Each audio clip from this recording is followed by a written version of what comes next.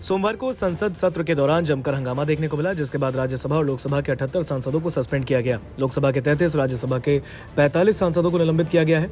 लोकसभा के 30 सांसदों को पूरे शीतकालीन सत्र के लिए निलंबित कर दिया गया। बाकी के सांसदों को विशेषाधिकार समिति की रिपोर्ट आने तक सस्पेंड किया गया है, जबकि राज्यसभा के 34 सांसदों को पूरे सत्र और 11 सांसदों को विशेषाधिकार समिति की रिपोर्ट आने तक निलंबित किया गया।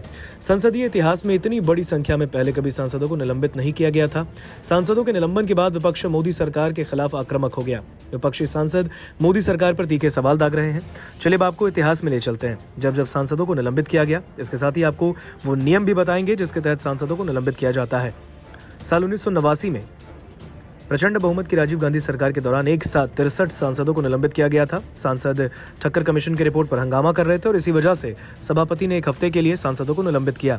ठक्कर कमीशन ने पूर्व प्रधानमंत्री इंदिरा गांधी की हत्या की जांच की थी और जिस पर हंगामा भी हुआ था। 2013 में लोकसभा स्पीकर मीरा कुमार ने 12 सांसदों को 5 दिन के लिए निलंबित किया। ये सांसद तेलंगाना बनाए जाने का विरोध कर रहे थे। 2012 में तेलंगाना मुद्दे पर हंगामा करने पर 8 सांसदों को निलंबित किया गया। 3 सितंबर 1962 को गोदे मुरारी को पूरे सत्र के लिए निलंबित किया गया। 10 सितंबर 1966 को भूपेश गुप्ता और मुरारी को एक दिन के लिए सस्पेंड किया गया। 25 जुलाई 1966 को राजनारायण और गोदे मुरारी को एक हफ्ते के लिए निलंबित किया गया। 12 अगस्त 1971 को राजनारायण को संसद से निलंबित कर दिया गया। 24 जुलाई 1974 को राजनारायण को संसद के पूरे सत्र के लिए सस्पेंड किया गया। 24 अप्रैल 2012 को 8 सांसदों को 4 दिन के लिए निलंबित किया गया। 23 अगस्त 2013 को 12 सांसदों को 5 दिन के लिए निलंबित किया गया। 13 फरवरी 2014 को तत्कालीन लोकसभा स्पीकर मीरा कुमार ने तेलंगाना मुद्दे पर हंगामा करने पर 18 सांसदों को सस्पेंड किया था। चलिए अब आपको मोदी सरकार के दौरान निलंबित सांसदों के इतिहास के बारे में बताते हैं। 2014 में केंद्र में मोदी सरकार बनी। सांसदों को निलंबन का दौर जारी रहा। कई मौकों पर लोकसभा और राज्यसभा के सांसदों को निलंबित किया गया। 2 सितंबर 2014 को 9 सांसदों को 5 दिन के लिए निलंबित किया गया। अगस्त 2015 को लोकसभा से 25 कांग्रेस सांसदों को सदन में लगातार जानबूझकर बाधा डालने के आरोप में 5 दिन के लिए निलंबित किया गया। जनवरी 2019 को तत्कालीन लोकसभा स्पीकर सुमित्रा महाजन ने टीडीपी और एआईएडीएमके के 45 सांसदों को हंगामा करने पर सस्पेंड किया।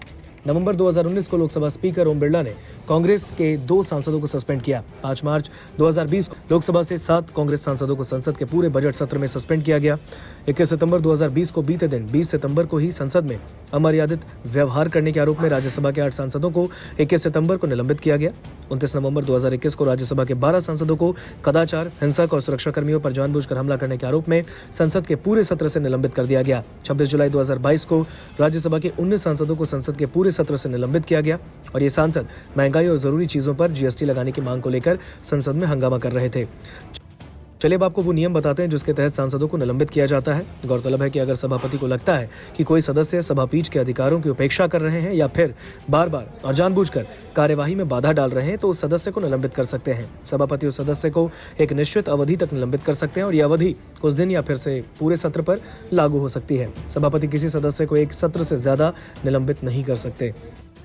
राज्यसभा के रूल बुक के नियम 255 के तहत किसी सदस्य को एक दिन के लिए निलंबित किया जा सकता है। अगर कोई सदस्य कार्यवाही में बाधा पहुंचा रहा है या दुर्व्यवहार कर रहा है तो उसे नियम 255 के तहत उस दिन की कार्यवाही से निलंबित किया जा सकता है। लोकसभा से किसी भी सांसद को एक दिन, कुछ दिन या फिर पूरे सत्र के लिए निलंबित किया जा सकता है।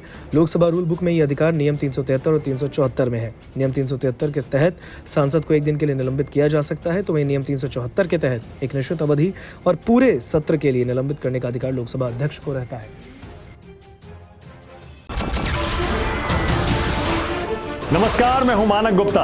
अगर आपको हमारा ये वीडियो पसंद आया हो तो इसे लाइक और शेयर जरूर करें और हाँ, हमें सब्सक्राइब और फॉलो करना ना भूलें ताकि आप देश और दुनिया की कोई खबर मिस ना करें। तो जुड़े रहिए हमारे साथ और देखते रहिए न्यूज़ 24।